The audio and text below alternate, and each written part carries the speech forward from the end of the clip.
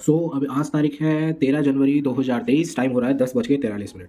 तो आज देख लेते हैं कि मार्केट में क्या हो रहा है, किस तरीके से हमें प्लानिंग करनी चाहिए। ठीक है, तो पहले वन डे टाइम फ्रेम पे चले जाते हैं, वहाँ पे हमें क्या दिख रहा है पहले देखते हैं। पहले टेक्निकली देखेंगे और फिर अपना ओआई डाटा देखेंगे। ठीक है, तो पहले ये सारी चीज़ हटा लेते हैं and let's go to one day time frame. इसे शिट, एक मिनट।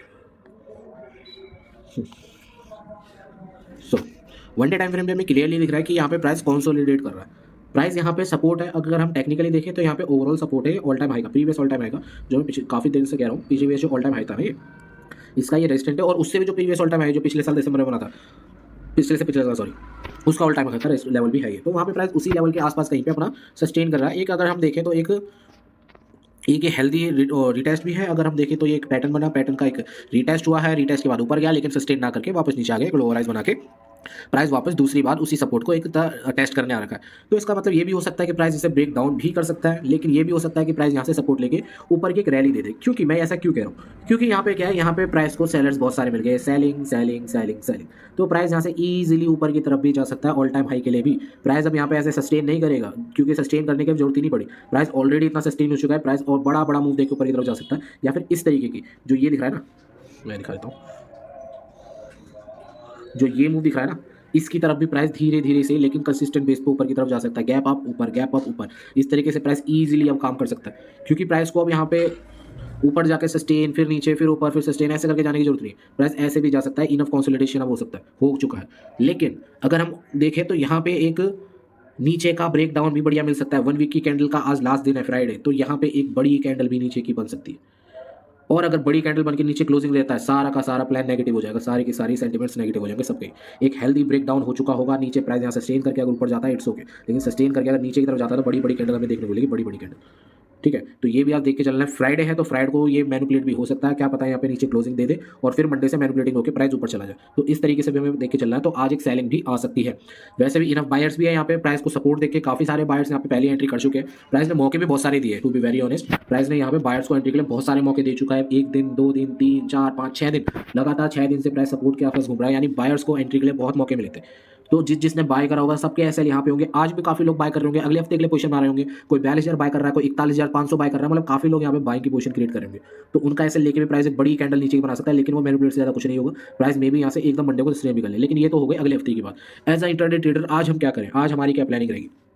तो अगर हम इंटरडे की बात करें तो छोटे टाइम फ्रेम पे आ जाते हैं। छोटे टाइम फ्रेम पे हमें क्या दिख रहा है कि भाई प्राइस सपोर्ट पे, टेक्निकली तो हमें ये दिख रहा है कि प्राइस अपने ओवरऑल सपोर्ट पे और सपोर्ट पे भी अपने साइकोलॉजिकल लेवल के पास है। अब अगर हम थोड़ा ओआई डाटा की तरफ आ जाए, ओआई डाटा में शो कर देता हूँ।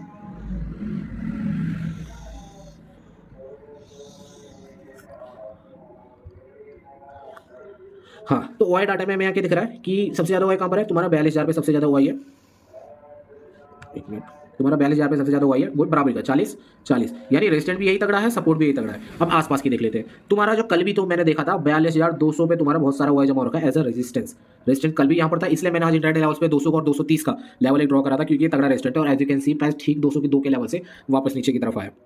ठीक है, तो 42,200 पे एक तगड़ा रेजिस्टेंट बना हुआ है। ठीक है, और यहाँ पे अगर ये देखें, यहाँ पे हमें 42,000 पे ध्यान रखना है और 42,200 पे ध्यान रखना है। यहाँ पे हमें 42,000 पे ध्यान रखना है और 42,100 पे ध्यान रखना है। ठीक है, अब हम किस तरीके से प्लानिंग कर सकते हैं। अभी का अगर हम सिनेरियो देखें, नाउ मोमेंट में क्या हो रहा है, नाउ मोमेंट में भाई बराबर है बिल्कुल। ठीक है, थोड़ा रेजिस्टेंट की तरफ अपना पुश है मार्केट। ठीक है, लेकिन इतना माइनर ये जो 17 है ना, ये एकदम ब्रेक हो जाता है। जैसे मोमेंटम ऊपर का आएगा, ये तुम्हें एकदम 10 दिख जाएगा, ये तुम्हें एकदम 20 हो जाएगा, ये तुम्हारा एकदम 20 हो जाएगा। मतलब एकदम तरीके से ये, मतलब इतना वॉल्यूम नहीं है जो कि हम बोले कि भैया एक तरफा। तो एक तरफा वाली बात अभी है नहीं, तो एक तरीके से अभी से हम बराबरी बोलेंगे कि अभी साइडवेज मार्केट के चांसेस ज़्यादा है, क्योंकि हमें पता है, हमने टेक्निकल देख लिया, टेक्निकल में साइडवेज का इंडिकेट है और थोड़ी पॉजिटिविटी इंडिकेट है। ठीक है, मतलब साइडवेज ही है, मतलब कहीं पे भी मार्केट जा सकता है, न्यूट्रल है। ठीक है, तो ओआई में हमारा बेस्ट सिनेरियो क्या होगा, हमारा टेक्निकल जो है, टेक्निकल ओवरऑल सपोर्ट पे है, तो हम भी थोड़ा बहुत पॉजिटिविटी की तरफ जाएंगे। देखो, नेगेटिविटी की तरफ हम नहीं जाने वाले, पॉजिटिविटी की तरफ जाएंगे। तो पॉजिटिव में हमारा सिनेरियो क्या बढ़िया होगा, ये 40, भले ये दोनों एक जैसे रहे, मुझे फर्क नहीं पड़ता। लेकिन अगर ये तुम्हारा थोड़ा सा अगर बढ़ भी जाए कोई इशू नहीं है, 21 का 21 भी रहे, बढ़ भी जाए कोई इशू नहीं, ये अगर बढ़ने लग जाए 42,100, 11 से अगर 18 होता है, 20 होता है, 25 होता है, तो हमारे लिए बेस्ट सिनेरियो रहने वाला है। अगर ये बढ़ते हैं तो हमारे लिए सिनेरियो खराब हो जाएगा। अगर 41,800 बढ़ने लग गया, 41,600 बढ़ने लग गया, तो ये नीचे की तरफ क्रैश होने के चांसेस है, जो हमने बात भी करी थी टेक्निकल में। लेकिन अगर 42,100 बढ़ने लग जाता है, या फिर 42,200 तो नहीं बढ़ेगा, क्योंकि 42,200 पे ये सस्टेन कर रहा है, लेकिन 42,100 भी अगर बढ़ने लग जाता है ना, तो हमें ऊपर का धीरे धीरे मोमेंटम मिल सकता है। और अगर ऊपर सस्टेन करके ऊपर की तरफ ब्रेकआउट करता है तो मे भी हमें एक बढ़िया सा ट्रेड एग्जीक्यूट करने के लिए मिल जाएगा।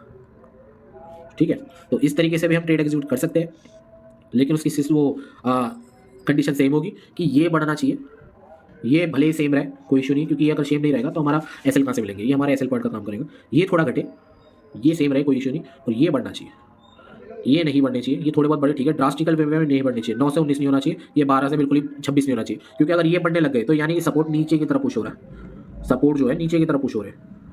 42,000 ये है, ये 41,900 है, इसको छोड़ के प्राइस इस पे आ रहे हैं, तो प्राइस इसे इजीली ब्रेक डाउन करके यहाँ सस्टेन कर सकता है। तो इस तरीके से भी हमें नहीं करना, ठीक है। अगर ये सिनेरियो देखने मिलेगा तो हम भाग जाएंगे, हम सेलिंग नहीं करने वाले हैं, सेलिंग में मेरा ज़्यादा इंटरेस्ट नहीं है, ठीक है। बाइंग की तरफ इंटरेस्ट होगा सिर्फ उसी केस में जो मैंने अभी सिस्टम बताया, ठीक है।